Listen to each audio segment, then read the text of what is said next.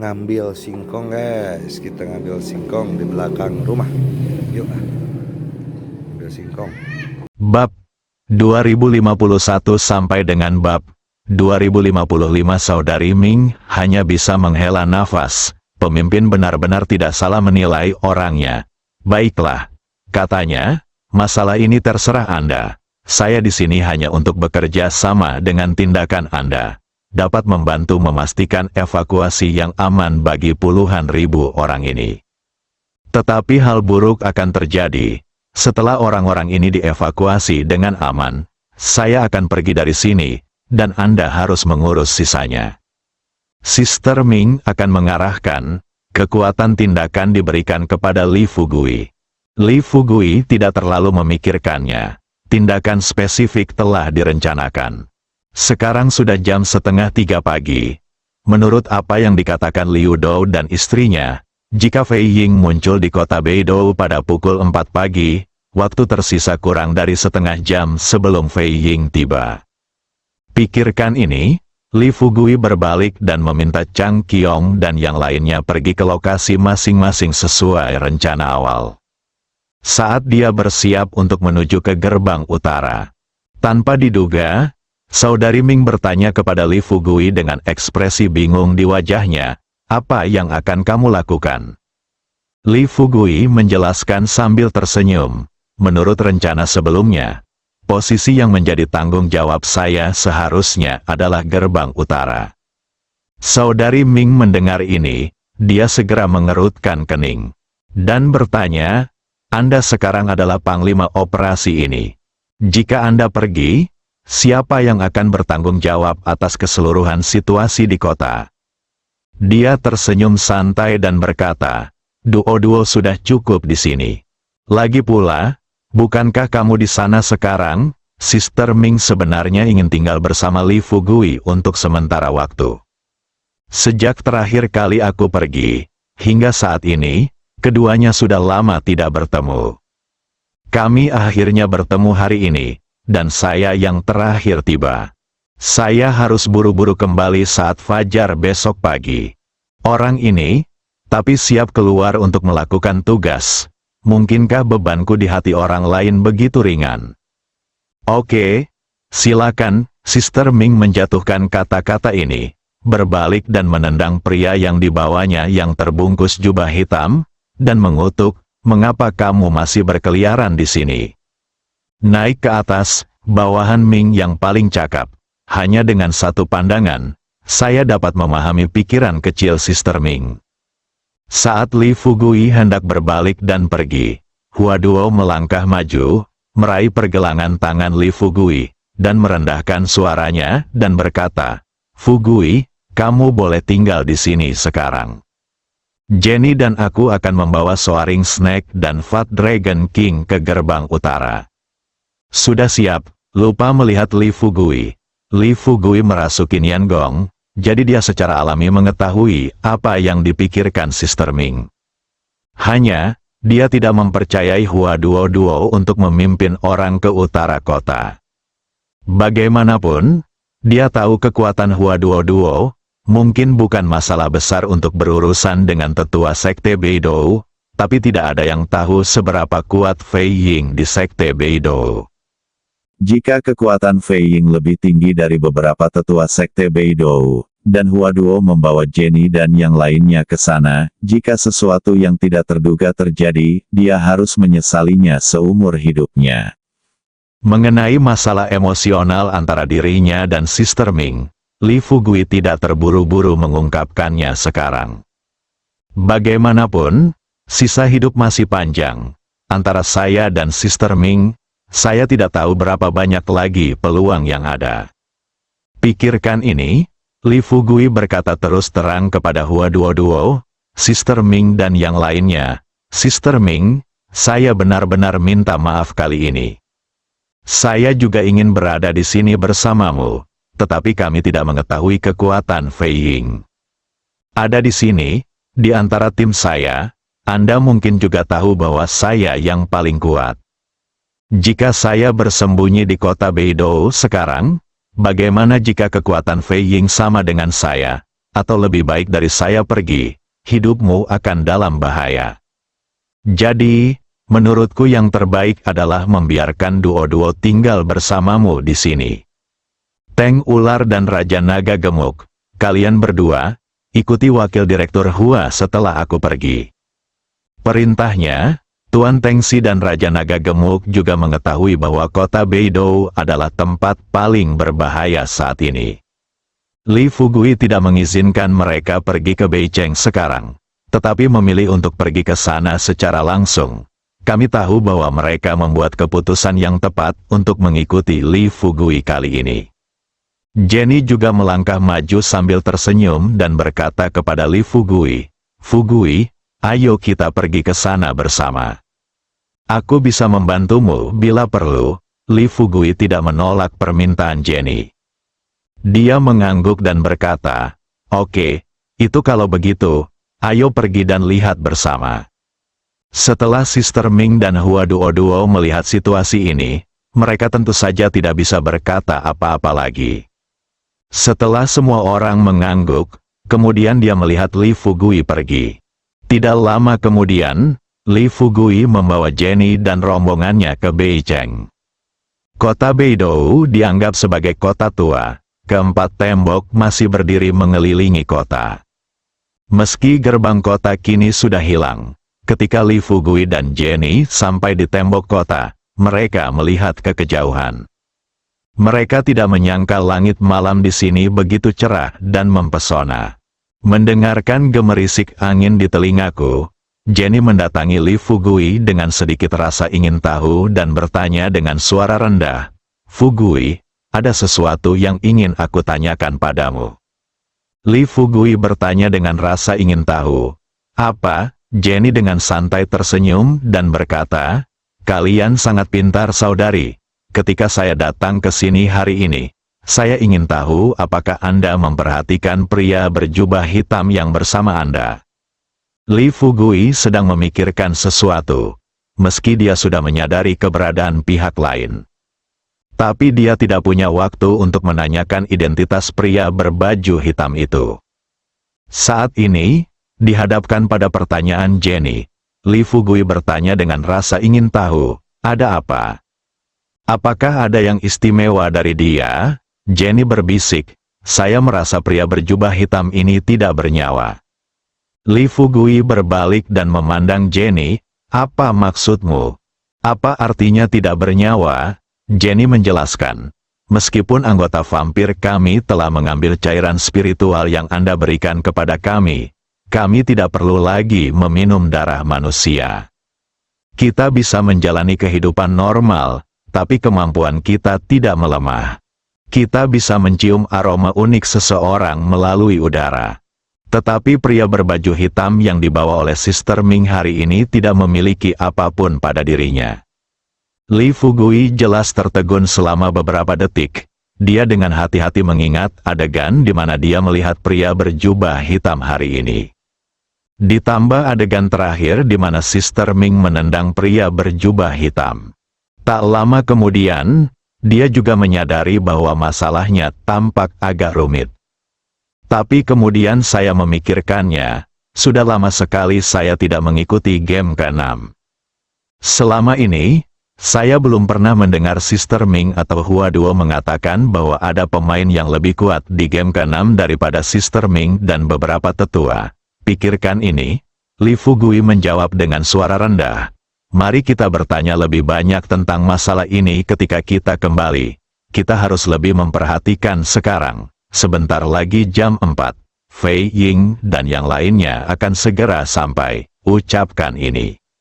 Jenny pun membuang keraguannya. Dia menatap ke kejauhan. Beberapa detik kemudian, Jenny berkata kepada Li Fugui dengan ekspresi terkejut di wajahnya, "Fugui, lihat." Lihat ke arah jari Jenny, kemudian dia melihat bintang-bintang bersinar terang 1000 meter jauhnya ke arah utara. Tampaknya, ada orang-orang yang memegang lentera, berbaris dalam 2 baris, mendekati kota Beidou. Lihat situasi ini, Li Fugui tidak bisa menahan diri untuk tidak bergumam dengan suara rendah, "Orang-orang apa ini?" Dia mengatakan ini, tapi Li Fugui berpikir dalam hatinya, mungkinkah Fei Ying menjadi hantu? Namun, setelah berlatih sekian lama, dia telah melihat mayat hitam. Namun sejauh ini dia belum pernah melihat monster dan hantu yang serius. Tepat saat Li Fugui sedang bingung, tanpa diduga, dua garis cahaya di depanku tiba-tiba melaju kencang. Jenny mau tidak mau memerintahkan kepada Christopher, Alisa, dan Zeus, kalian bertiga bawa anak buahmu sendiri dan hati-hati, sepertinya pihak lain sangat cepat. Pasukan yang dibawa oleh Fei Ying telah tiba kurang dari 300 meter dari kota Beidou. Setelah melihat pemandangan ini, Li Fugui buru-buru berkata kepada Jenny, "Jenny, sekarang biarkan Chris, Alisa dan Zeus pergi ke tenggara dan barat masing-masing, dan beritahu Chang Qiong, Ibu Pertiwi, dan Yu Zhen untuk segera datang. Jangan datang kepadaku. Biarkan mereka melangkah lebih jauh dan mengepung mereka. Yang paling penting adalah membunuh murid-murid sekte Beidou tanpa ampun."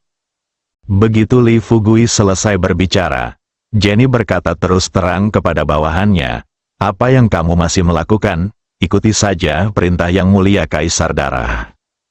Chris dan yang lainnya mengambil tindakan dengan cepat. Dengan suara mencicit yang keluar dari mulut mereka, mereka bertiga menghilang tanpa jejak dalam sekejap mata. Pada saat yang sama, orang-orang yang dibawa oleh Fei Ying telah muncul 50 meter dari gerbang kota Beidou. Li Fugui dengan cepat mengedarkan energinya, berdiri dan melompat dari tembok kota setinggi 10 meter. Baru saja mendarat, Fei Ying memimpin 50 anak buahnya dan muncul di depan Li Fugui. Di bawah sinar bulan yang terang, Li Fugui memandang Fei Ying yang berdiri di depannya dan melihat bahwa dia mengenakan selendang hitam dengan sulaman pola biduk. Meski tidak terlalu tinggi yaitu 1,85 meter, ia memiliki sosok kekar dan wajah persegi yang penuh niat membunuh. "Siapa kamu?" Fei Ying memiliki ekspresi tidak sabar di matanya. Dia memandang Li Fugui dengan jijik dan bertanya dengan dingin. Li Fugui tersenyum tipis. Melihat Fei Ying, dia tersenyum dan berkata, "Apakah kamu Fei Ying?" Dia berkata dengan keras, "Bukankah kamu dari kota Beidou?" Li Fugui menggelengkan kepalanya dan berkata, "Tentu saja tidak." Fei Ying tidak mengatakan omong kosong lagi. Sebaliknya, dia perlahan mengangkat lengannya dan memberi isyarat pada bawahannya. Para pria melihat ini, tidak ada keraguan. 4 orang yang mengikuti Fei Ying dengan cepat menggunakan energi mereka untuk bergegas menuju Li Fugui. Li Fugui hendak mengambil tindakan ketika Jenny melompat turun dari tembok kota dan mengobrol. Itu belum mendarat, tangannya seperti cakar baja, dan dia dengan santai meraih 2 murid sekte Beidou yang bergegas ke depan. Setelah mengusir kedua orang tersebut, mereka memukul 2 orang lainnya. Setelah 4 orang jatuh ke tanah dan mati, Jenny baru saja mendarat di depan Li Fugui. Sudut mulutnya sedikit terangkat. Dia berkata terus terang kepada Li Fugui, "Yang Mulia Kaisar Darah, serahkan saja padaku untuk berurusan dengan pria kelas bawah seperti itu." Dia juga tahu bahwa jika Jenny ingin tumbuh dan mendapatkan pijakan di Tiongkok, dia harus melalui baptisan pertarungan yang sebenarnya. Tidak mungkin dia bisa terus bersama Jenny saat bertarung dengan sekte lain di masa depan. Jadi sekarang, bukanlah ide yang buruk untuk membiarkan Jenny mencoba melon bengkok dan kurma retak dari sekte Beidou terlebih dahulu. "Jenny, hati-hati," Li Fugui mengingatkan dengan suara rendah. Jenny mengangguk, kemudian dia mengambil posisi bertarung, dan jubah di belakangnya berkibar di udara seperti sebuah bendera. Fei Ying tidak pernah menyangka bahwa pria yang dibawanya akan dibunuh oleh gadis pirang di depannya dalam 2 atau 2 pukulan. Hal yang paling penting adalah, dilihat dari gerakan yang dilakukan gadis kecil ini. Pihak lain sepertinya bukan orang Tionghoa sama sekali. Lebih mirip vampir dari ras darah asing. Tapi ada satu hal yang Fei Ying tidak bisa pahami. Yaitu vampir asing yang biasanya menghisap darah manusia. Namun setelah gadis kecil ini menangkap bawahannya, dia memilih untuk membuangnya daripada menghisap darah dari tubuh lawannya. Dari sudut pandang ini, orang-orang ini tidak terlihat seperti vampir lagi. Sambil memikirkan hal ini di dalam hatiku, Fei Ying menanyakan kata demi kata, "Katakan padaku, siapa kamu?" Jenny berkata sambil setengah tersenyum, "Tidak peduli siapa kami. Jika kamu tahu siapa kami, menyerahlah sekarang, kalau tidak kami akan tumbuh dewasa nanti. Jika kamu mulai membunuh, aku jamin tidak ada di antara kamu yang akan selamat." Fei Ying tidak bisa menahan tawa dan berkata, "Lelucon yang luar biasa. Apakah kamu tahu siapa aku? Kamu mengucapkan kata, membunuh, di depanku." Li Fugui menyerahkan kekuatan itu kepada Jenny. Dia memilih untuk menjadi pendukung terkuat Jenny. Hanya dengan sekali melihat, Jenny mengerti. Dia melangkah maju. Dia tersenyum pada Fei Ying dan bertanya, "Tuan, siapa Anda?" Fei Ying berkata dengan keras, "Dengarkan, saya murid ketiga dari Sekte Beidou, Sekte Kui Piao." Fei Ying. Jenny tertawa kecil. Sebuah suara, dia berkata dengan ringan kepada Fei Ying, "Menurutku dia itu siapa?" Ternyata dia adalah murid dari pemimpin sekte, dan dia juga yang tertua ketiga. Termuda di China, seharusnya ada yang tertua kedua. Dan bosnya, mengapa anak ketiga ini terdengar agak lucu? Dia juga mengetahuinya. Jika mereka benar-benar mulai bertarung satu sama lain sekarang, dan Chang Qiong, Ibu Pertiwi, dan yang lainnya belum datang. Bahkan jika Li Fugui dan dia tidak takut pada kelompok di depan mereka dengan kekuatan mereka, beberapa orang akan melarikan diri jika mereka tidak bisa melindungi mereka semua. Menurut pengaturan yang dibuat oleh Li Fugui, serangan mereka kali ini adalah menangkap semua murid Sekte Beidou yang datang ke sini. Jadi, sekarang mereka harus mencoba yang terbaik untuk menunda waktu. Tahan saja sekelompok orang di depan Anda. Ketika Chang Qiong, Ibu Pertiwi, dan lainnya tiba, mereka dapat mulai membunuh sekelompok orang ini dengan percaya diri dan berani. Fei Ying tidak mengetahui tujuan pihak lain. Dia juga tidak mengetahui identitas Li Fugui dan yang lainnya. Namun, dia agak terkejut dengan kekuatan gadis kecil di depannya. Saat ini, Li Fugui berkata sambil tersenyum, "Jangan khawatir apakah itu lucu atau tidak." Mendengarkan apa yang baru saja dia katakan. Sepertinya mereka berencana melakukan pembunuhan besar-besaran. Hati-hati dan jangan biarkan pihak lain mengambil kesempatan untuk menyakitimu. Jenny yakin. Mende tersenyum dan berkata, "Jangan khawatir. Lagi pula, meskipun aku tidak sekuat dia, bukankah kamu masih di belakangku?" Dia mengatakan. Fei Ying tidak tahan lagi. Sebagai master di tahap awal Nas Chen Sol, bagaimana dia bisa membiarkan gadis kecil asing dipermalukan? Menggunakan energinya, Fei Ying meninju Jenny dengan keras. Meski energi tubuh Jenny tidak sekuat Fei Ying, ia tetaplah seorang vampir yang telah hidup hampir 1000 tahun. Sebagai ratu darah dari klan vampir, kecepatan dan efektivitas tempur Jenny sudah lebih baik daripada banyak pejuang kuno. Belakangan ini, saya diajari oleh Li Fugui. Kini Jenny, meski sulit menghadapi para master di tahap awal Nas Chen Sol, dia tidak akan langsung dibunuh oleh mereka. Lihat pihak lain menyerang Anda. Jenny kemudian terbang ke udara. Adapun Li Fugui, setelah melihat kekuatan Fei Ying telah mencapai tahap awal Nas Chen Sol, dia siap mengambil tindakan kapan saja. Lagi pula, jika Jenny tidak berhati-hati di depan Tuan seperti itu, dia bisa saja dibunuh oleh mereka. Di pihak saya harus berhati-hati. Fei Ying yang sedang terbang di udara melihat Jenny terbang ke udara. Dia mengangkat kepalanya dan mencibir. Dengan sedikit tenaga di kakinya, tubuhnya melesat langsung ke awan seperti roket. Dia akan tiba di depan Jenny. Tanpa diduga, Jenny tiba-tiba menukik ke arah Fei Ying. Jika itu orang lain, setelah melihat Jenny tiba-tiba melakukan tindakan ini, mereka pasti akan terkejut dan jatuh ke tanah dan melarikan diri dengan tergesa-gesa, atau mengubah arah untuk menghindari ujung yang tajam. Tapi Fei Ying tidak melakukan ini, saat dia melihat Jenny terbang ke arahnya. Dia benar-benar mengeluarkan pedang bintang 7 langsung dari belakang. Pedang itu bersinar dengan cahaya perak di bawah sinar bulan. Semburan energi pedang melesat tepat ke arah wajah Jenny. Melihat hal tersebut, Jenny tidak sempat merasa takut. Ia hanya berpikir, hari ini sudah berakhir.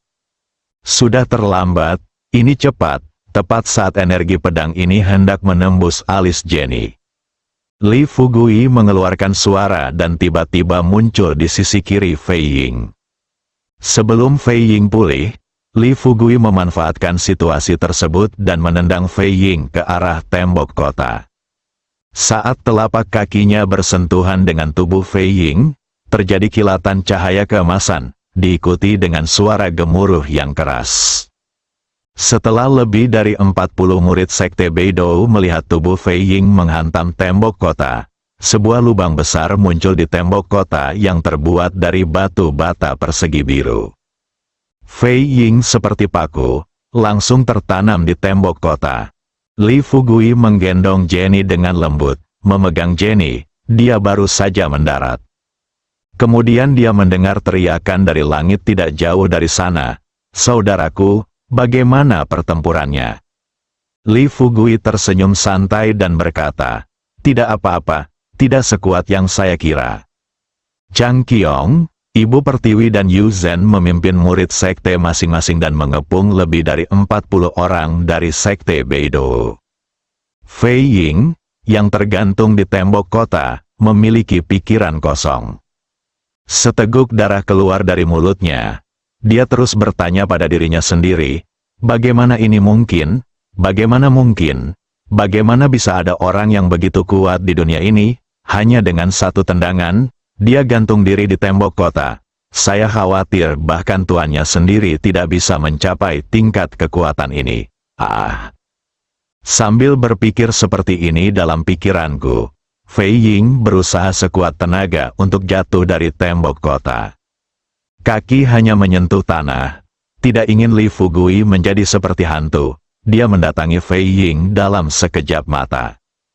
Dia dengan santai meraih kerah Fei Ying. Sebelum Fei Ying dapat berbicara, Li Fugui berbicara langsung dan memerintahkan Chang Qiong dan yang lainnya, bunuh semua murid Sekte Beidou.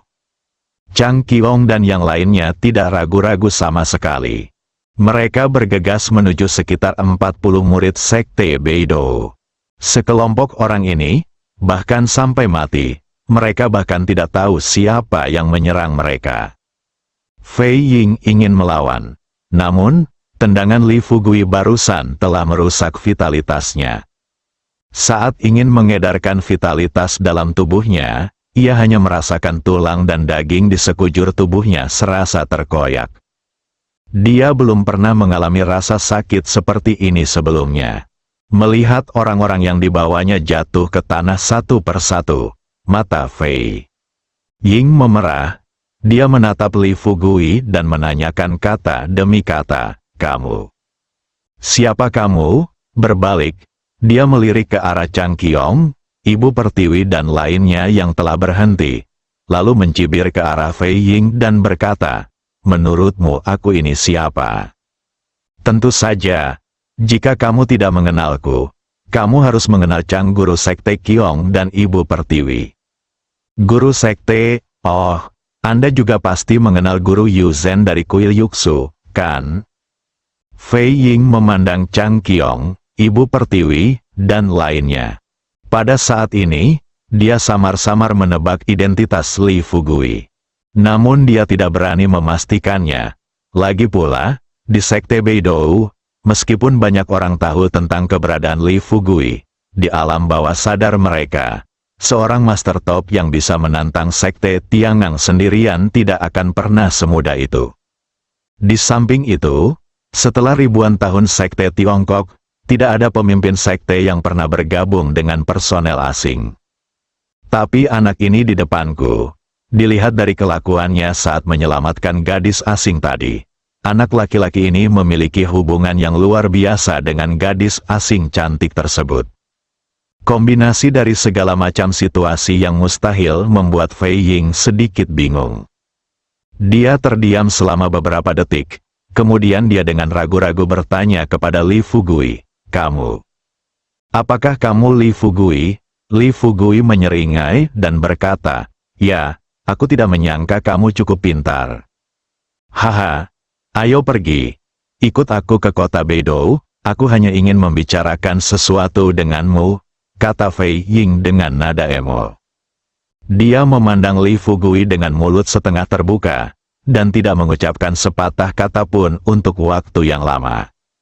Dan Li Fugui, setelah melihat-lihat saudara-saudara di sekitarnya untuk memastikan tidak ada yang terluka, dia menarik Fei Ying dan berjalan ke kota. Chang Qiong, Ibu Pertiwi, dan lainnya tidak menyangka masalah ini akan selesai dengan lancar. Semua orang tertawa dan tertawa. Tidak jauh setelah mereka keluar, Li Fugui tiba-tiba berhenti dan menoleh untuk melihat puluhan mayat di depannya. Tepat ketika beberapa orang penasaran, Li Fugui tersenyum pada unicorn di sakunya dan berkata, "Unicorn, kamu bisa makan besar." Meninggalkan mayat-mayat ini di sini akan mudah ditemukan oleh murid sekte Beidou.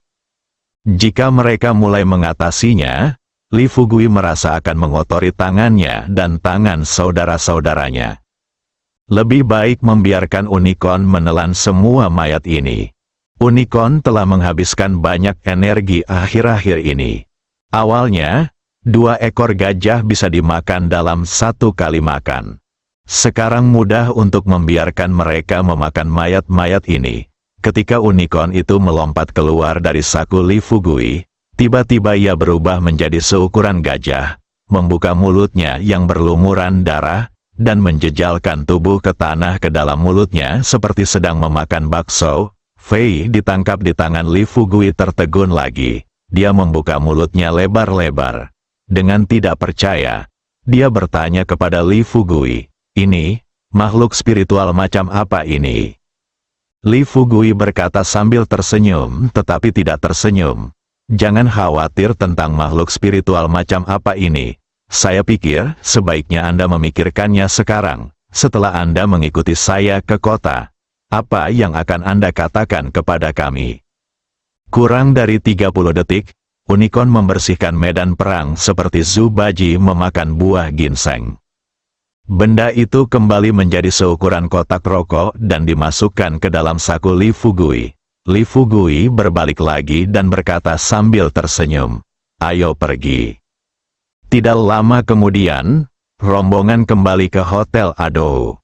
Saat ini, Hua Duo, Master Teng She, Raja Naga Gemuk dan lainnya sedang menunggu di ruang tamu. Saya melihat Li Fugui memimpin semua orang melewati pintu. Hua Duo berdiri dengan prihatin, dengan cepat melangkah maju, dan bertanya pada Li Fugui, "Bagaimana kabarmu, Fugui? Apakah kamu tidak terluka?" Li Fugui berkata dengan senyum percaya diri, "Lihat apa yang kamu katakan. Kamu mengikuti, terluka saat melawan seseorang begitu lama. Jangan khawatir, ke-50 orang yang dibawa Fei Ying dibunuh oleh Qian Qiong dan yang lainnya. Fei Ying juga ada di sini. Semuanya pergi. Setelah beberapa saat, hanya Chang Qiong, Ibu Pertiwi dan lainnya yang tersisa." Segera setelah Li Fugui maju dan duduk di kursi, Raja Naga Gemuk memegang secangkir teh dan menyerahkannya sendiri kepada Li Fugui. "Tuan, ini sepertinya murid ketiga dari pemimpin sekte Beidou, Kui Piao." Melihat Fei Ying, dia tersenyum dan berkata, "Ya, dia juga mengatakan bahwa dia adalah murid ketiga Kui Piao. Saya pikir orang ini sangat kuat. dan saya khawatir Duo-Duo akan terluka ketika dia membawa Jenny dan vampir bersaudara di sana. Tapi pada akhirnya tanpa diduga, orang ini hanyalah master di tahap awal Yuan Ying. Dengan kekuatan Duo-Duo dan Jenny saat ini, seharusnya tidak menjadi masalah bagi mereka berdua untuk bergabung untuk menghadapi Master di tahap awal Yuan Ying, kan? Hua-Duo tampak sedikit malu, bukan? Dia berkata, saya khawatir akan agak sulit bagi saya untuk berurusan dengan master di tahap awal Nasjen Sol. Namun, jika Jenny dan saya bekerja sama untuk menghadapinya, menurut saya peluang menangnya cukup tinggi. Sister Ming mendengar ini, dan wajahnya berubah, ekspresi terkejut muncul sesaat. Dia menatap Hua-Duo dan bertanya dengan cepat, Duo-Duo, apakah kalian semua baik-baik saja sekarang? Hua-Duo berbisik, Saudari Ming, selama kami mengikuti Fugui, kami sesekali menerima bimbingan Fugui. Sekarang, kekuatan kami telah melampaui batas, tingkat ramuan emas, kata Hua-Duo dengan agak konservatif. Orang-orang ini sekarang mengikuti Li Fugui. Kecuali beberapa orang, mereka belum berhasil menembus ramuan emas. Kekuatan kebanyakan orang telah mencapai tahap tengah jindan atau bahkan tahap akhir. Apalagi, beberapa orang akan menerobos jiwa yang baru lahir sekarang. Saudari Ming merasa sedikit panik untuk beberapa saat. Jika dia tahu bahwa Li Fugui begitu kuat, dia seharusnya menggantikan Hua-Duo dan berada di sisi Li Fugui. Meskipun jika Anda melakukan ini, Anda mungkin kehilangan posisi wakil direktur. Tapi setiap keuntungan pasti ada kerugiannya, dengan pemahaman Anda sendiri. Jika dia mendapat bimbingan Li Fugui, dia mungkin bisa menembus tahap jiwa pertengahan dalam hidupnya. Cukup sampai pada level ini, bahkan jika keluarga Ming mereka tidak dapat masuk dalam jajaran sekte tersebut, setidaknya mereka berada di puncak keluarga bangsawan. Tentu, tidak ada alasan untuk apapun, sekarang dia telah memilih jalan ini, jelas tidak ada gunanya dia memikirkannya sekarang. Setelah beberapa detik hening, Sister Ming mengganti topik pembicaraan dan bertanya dengan serius kepada Li Fugui, "Oke, jangan membicarakan hal-hal yang tidak berguna ini sekarang. Ini sudah larut. Sebaiknya kamu membicarakan apa yang harus dilakukan selanjutnya, bukan?"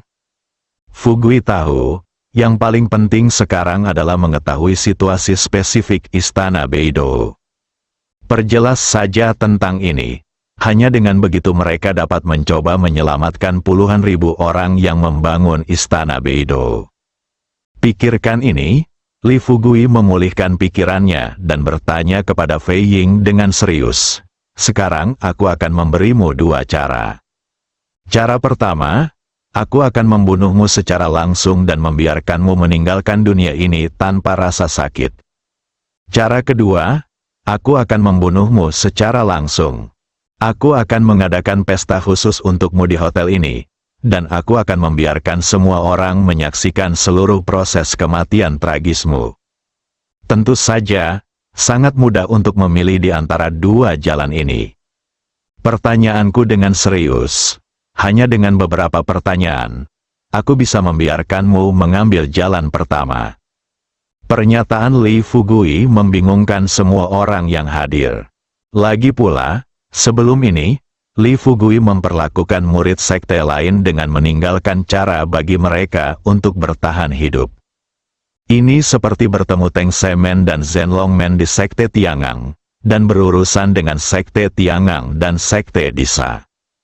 Saat menghadapi sekte ini, Li Fugui jarang melakukan pembunuhan besar-besaran.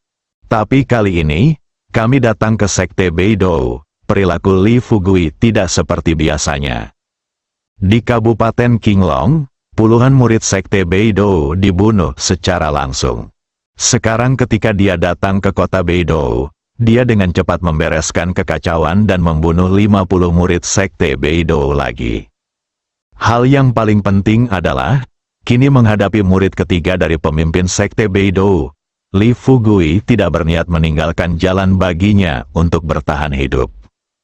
Metode ini, Hua Duo, King Qiong dan lainnya diliputi keraguan.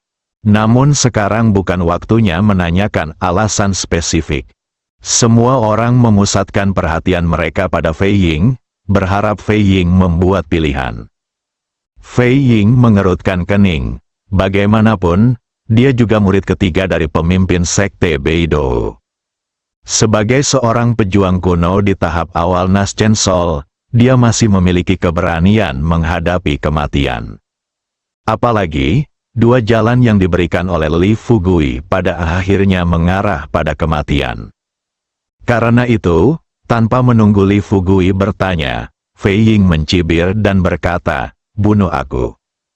Bagaimanapun, kali ini aku memimpin murid-muridku ke kota Beidou dan membiarkan murid-muridmu dibunuh olehmu. Itu karena ketidakmampuanku, orang yang tidak kompeten seperti itu tidak ada gunanya di sekte Beidou. Itu lebih baik mati. Li Fugui mendengar ini, berdiri perlahan. Dengan merendahkan, dia memandang Fei Ying dan berkata, "Oke, jadi kamu memilih jalan kedua, kan?" Fei Ying mengangguk tanpa ragu-ragu. Li Fugui melihat ini. Kemudian dia tersenyum dan berkata, "Karena kamu telah menentukan pilihanmu, maka aku akan memenuhi keinginanmu." Li Fugui dengan tenang mengeluarkan jarum perak dari tubuhnya. Setelah Fei Ying melihat jarum perak diletakkan di depannya, dia tiba-tiba mencoba mengerahkan energinya, mengangkat tangannya, dan langsung meninju pelipisnya. Dia memperhatikan saat telapak tangan dan pelipisnya akan bersentuhan. Dalam sekejap mata, Li Fugui memegang dua jarum perak dan menusukkannya langsung ke dua titik akupuntur di kepala Fei Ying. Vitalitas dalam tubuh Fei Ying langsung terhalang. Tamparan ini berlalu. Meski kekuatannya kuat, itu tidak cukup untuk membunuhnya. Bentak, diiringi dengan suara yang renyah. Wajah Fei Ying berangsur-angsur menjadi merah dan bengkak. Li Fugui mencibir, memandang Fei Ying dan berkata terus terang, "Sekarang, aku telah menyegel vitalitas di tubuhmu. Apakah menurutmu kamu masih bisa memilih untuk bunuh diri?" Fei Ying perlahan-lahan menjadi ketakutan. Memikirkan kembali apa yang terjadi setelah bertemu Li Fugui hari ini, dia masih merasa seperti sedang mengalami mimpi buruk.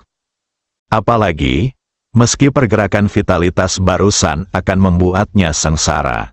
Tapi bagaimanapun juga, selama dia menahan rasa sakit di tubuhnya, dia masih bisa membiarkan vitalitasnya mengalir ke seluruh tubuhnya. Tapi sekarang, vitalitas tampaknya tersegel sepenuhnya di dantian. Tidak peduli seberapa keras dia mengerahkan kekuatannya, vitalitasnya tetap tidak bergerak. Ketakutan semacam ini, bagi pejuang kuno, seperti orang hidup yang bertemu hantu jahat. Terkejut, Fei Ying menatap Li Fugui dan bertanya satu persatu, "Kamu, apa sebenarnya yang ingin kamu lakukan?" Li Fugui duduk lagi, mengangkat kakinya, menginjak Fei Ying di bawah kakinya, menundukkan kepalanya dan menatap pada Fei Ying. Melihat mata pihak lain yang penuh ketakutan, dia berkata sambil setengah tersenyum, "Saya pikir Anda juga harus tahu apa yang telah dilakukan Sekte Beidou terhadap saya dalam beberapa hari terakhir. Sekte kali ini hanya mencoba menyelamatkan anak kecil itu. Saya tidak menyangka akan mengetahui apa yang terjadi di kota Beidou, seperti kata pepatah, orang hebat mengabdi pada negara dan rakyat. Jadi, kamu harus tahu apa yang aku rencanakan sekarang, kan?" Fei Ying juga murid ketiga Kui Piao. Setelah mendengar perkataan Li Fugui, dia sudah mengerti tujuan perjalanan Li Fugui. Meskipun ini, Fei Ying masih bertanya dengan gemetar, "Dari apa yang Anda katakan, mungkinkah Anda berencana menyelamatkan lebih dari 20.000 orang yang membangun istana Beidou?" Li Fugui jelas tertegun selama beberapa detik. Menurut informasi yang didapatnya dari Liu Dou, setidaknya ada 30.000 hingga 50.000 orang yang saat ini membangun istana Beidou. Tapi sekarang, kata Fei Ying, hanya lebih dari 20.000. Apa katamu?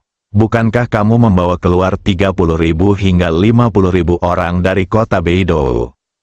Mengapa sekarang hanya tersisa lebih dari 20.000? Hua Duo, Sister Ming dan yang lainnya sama-sama penasaran. Terutama Suster Ming, kali ini dia datang ke kota Beidou sesuai dengan instruksi dari atas, secara nominal untuk membantu Li Fugui menyelamatkan puluhan ribu orang. Faktanya, dia ingin mengetahui lebih jauh seberapa jauh hubungan antara dunia seni bela diri kuno dan dunia sekuler telah memburuk. Jika semua yang dikatakan Li Fugui di telepon itu benar, orang-orang dari sekte Beidou ini membunuh orang yang tidak bersalah tanpa pandang bulu dan menganggap enteng nyawa manusia. Jadi selanjutnya, tidak peduli metode apa yang digunakan Li Fugui untuk menangani 6 sekte utama, Biro ke-6 dan para pemimpin di atas akan mendukungnya tanpa syarat. Namun jika ada alasan lain yang menyebabkan hal tersebut, pada saat itu, mereka bisa menjadi penengah, bahkan jika mereka tidak bisa membuat sekte Beidou mematuhi perintah ronde ke-6, setidaknya mereka bisa membuat Li Fugui sedikit menahan diri. Tapi sekarang, dilihat dari kata-kata Fei Ying, tingkat kehinaan sekte Beidou tampaknya telah melebihi ekspektasi mereka. Fei Ying tidak langsung menjawab pertanyaan Li Fugui. Sebaliknya, dia melihat ke arah Li Fugui dan bertanya, "Li Fugui, tahukah kamu apa yang akan terjadi pada sekte Beidou yang menyinggung kita?" Li Fugui memberikan sedikit kekuatan pada kaki kanannya. Fei Ying memuntahkan seteguk darah dari mulutnya. "Kamu masih ingin mengancamku sekarang? Sepertinya kamu benar-benar tidak takut mati, tapi tidak apa-apa. Jika kamu menanyakan ini padaku sekarang, aku akan menjawabmu dengan jujur. Bukankah aku sudah menyinggung sekte Beidou kamu terlebih lagi? Bukan hanya sekte Beidou Anda yang saya sakiti kali ini, tetapi 6 sekte besar yang saya sakiti. Kampung halaman saya sekarang disegel oleh Anda, dan puluhan ribu orang di desa aku tidak tahu harus hidup atau mati. Kamu masih berani bertanya padaku apa yang akan terjadi jika kamu menyinggung sekte Beidoumu? Haha, ini benar-benar lelucon besar." Rasa sakit yang menyayat hati di sekujur tubuhnya membuat bibirnya memutih. Li Fugui mencibir beberapa kali. Melalui nyanyian, dia sudah tahu mengapa hanya tersisa lebih dari 20.000 orang yang membangun istana Beidou dari puluhan ribu orang yang membangunnya. Tapi tidak masalah jika dia mengetahuinya. Hal ini harus diberitahukan oleh Fei Ying sendiri. Hanya dengan cara ini, hanya melalui Sister Ming dia dapat menjelaskan kepada atasannya, sehingga tindakan selanjutnya dapat berjalan lebih lancar. Fei Ying, aku bertanya lagi padamu sekarang, selama kamu menjawab dengan jujur, aku bisa membiarkanmu meninggalkan dunia ini tanpa rasa sakit. Jika kamu masih mengancamku di sini dan mencoba menggunakan sekte Beidou untuk menekanku, aku akan membiarkanmu meninggalkan dunia ini tanpa rasa sakit apapun. Aku akan memberitahumu betapa kuatnya aku, Li Fugui, dokter ajaib terbaik dunia. Saat dia berbicara, Li Fugui memegang 2 jarum perak dengan jarinya lagi. Jarum perak bersinar dengan cahaya dingin putih keperakan di bawah cahaya. Fei Ying melihat 2 jarum perak bergetar di bola matanya. Dia tersentak. Saat dia hendak berbicara, Li Fugui terus tersenyum dan berkata, "Sepertinya kamu masih berencana untuk melawan di depanku, kan? Oke, kalau begitu, aku akan memberitahumu hal apa yang paling menyakitkan di dalam dunia ini." Sebelum dia selesai berbicara, jatuh, Li Fugui membungkuk, membuka kelopak mata Fei Ying dengan jari-jarinya, lalu memasukkan jarum perak di tangannya ke sepanjang titik akupuntur di sisi kiri mata Fei Ying. Saat jarum perak memasuki tubuh Fei Ying, semua orang yang hadir dengan jelas melihat bola mata kiri Fei Ying mulai membengkak. Bola mata yang awalnya kecil sedikit menonjol dari rongganya. Fei Ying mengertakkan gigi pada awalnya. Tapi saat butiran keringat muncul di dahinya, dia langsung membuka mulutnya dan tidak bisa menahan diri untuk berteriak keras. Li Fugui, bajingan. Aku akan membunuhmu. Sakit. Itu sakit. Kata kesakitan yang kedua belum juga sampai. Chang Qiong dan yang lainnya dapat dengan jelas melihat mata Fei Ying meledak. Rao Simu dan yang lainnya telah melihat banyak pemisahan antara hidup dan mati. Tapi Li Fugui memperlakukan Fei Ying dengan cara ini, yang membuat mereka merasa takut setelah melihatnya. Melihat kembali, mereka beruntung memilih mengikuti Li Fugui. Jika Anda berencana untuk melawannya, mungkin mereka akan menjadi sasaran dengan cara ini. Setelah Hua Duoduo dan Sister Ming melihat pemandangan ini, mereka berbalik secara serempak. Lagi pula, sangat mudah untuk mengalami mimpi buruk jika Anda terlalu sering menonton adegan ini. Tubuh Fei Ying terus bergerak-gerak, dia menutup matanya dengan tangannya. Darah terus mengalir dari celah sela-sela jari. Li Fugui memegang jarum perak lagi, membungkuk dan berjongkok di depan Fei Ying. Jarum perak itu jatuh, dan saat Li Fugui menyuntikkan vitalitas ke dalam tubuh Fei Ying, dia sepertinya berkata dengan ringan, vitalitasmu sendiri sekarang. Tidak mungkin, digunakan, saya akan mengirimkannya kepada Anda sekarang sehingga Anda dapat hidup lebih lama. Jika tidak, rasa sakit seperti ini akan cukup untuk mencekik Anda. Fei Ying benar-benar ketakutan, dia tidak takut mati, tapi takut akan rasa sakit. Bahkan jika dia sekarang adalah master di tahap awal Nas Chen Sol, tapi dia tetaplah daging dan darah. Karena itu adalah daging dan darah, maka ada rasa sakit. Ku bilang, kamu ingin tahu. Aku sudah memberitahumu semuanya. Jawab Fei Ying gemetar. Senyuman tipis muncul di wajah Li Fugui barusan. Dia menatap Fei Ying dan berkata terus terang, kamu sangat jahat ketika aku bertanya padamu tadi. Kamu tidak ingin mengatakan apa-apa. Sekarang kamu harus sedikit menderita sebelum kamu melakukannya. Kompromi. Oke, mari kita kembali ke pertanyaan sebelumnya. Jumlah orang yang membangun istana Beidou seharusnya 30.000 hingga 50.000. Jadi mengapa hanya tersisa lebih dari 20.000? Ying berhenti bersembunyi. Alasannya dinyatakan pada tahun 1510. Bersambung.